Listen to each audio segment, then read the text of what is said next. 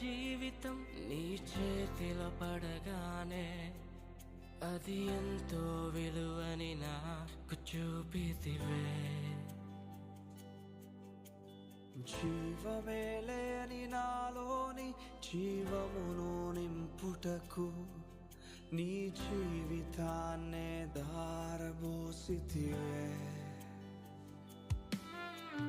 విలువే లేని నా జీవితం నీ చేతిలో పడగానే అది ఎంతో విలువని నాకు చూపితివే. జీవమే లేని నాలోని జీవమును నింపుటకు నీ